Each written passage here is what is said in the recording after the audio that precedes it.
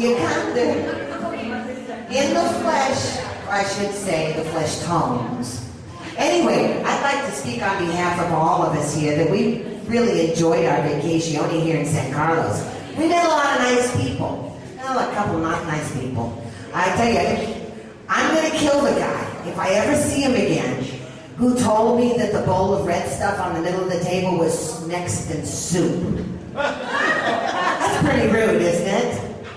Oh my God, honey. Speaking of rude, lay off of her homies, okay? She doesn't give you any warning. Her dress just poofs up and her eyes glaze over. Well, I feel really bad for her, because she spent way too much time at that doctor's office in Tijuana. You know the one I'm talking about? Dr. Pinback lifted and held?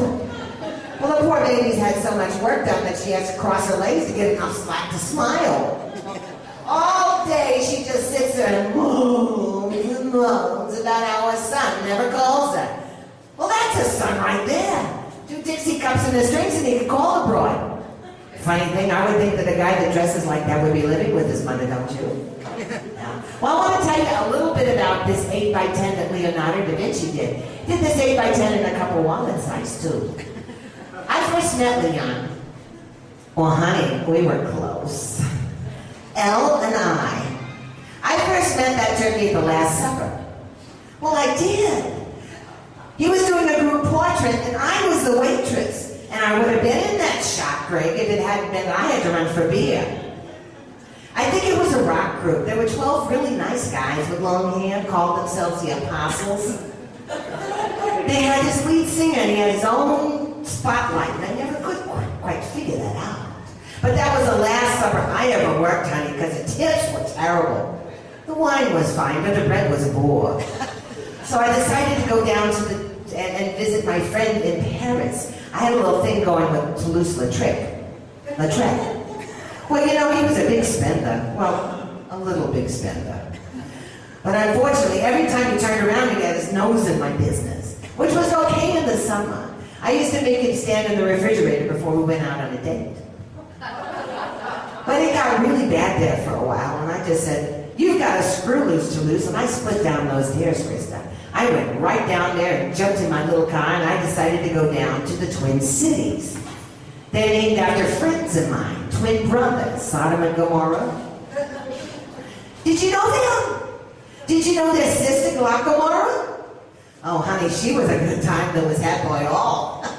People are always asking me, how are things in Glocomorrah? When you go home, you'll laugh. But I was down in Sodom and Gomorrah when our Father who art decided to 86 Sodom and Gomorrah. Well, everything was shaking and quaking, and the birds were all up in the sky. They weren't touching nowhere. They were just looking down, going, screw them. But I said, quick, everybody, come on, let's run down to the seashore, because my friend Noah has a boat. Yeah, I knew the whole D'Arc family. There was Noah and his sister Joan, and then they had that weird cousin who was afraid of water, Noah Coward. But the last time I was on the Ark, I had a terrible R&R. Every day, it rained, every day, every night, every day, every night, every day, every night.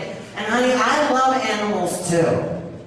But between trying to sleep and sweep, I didn't get a moment's peace. Did you ever try to paper train a rhinoceros?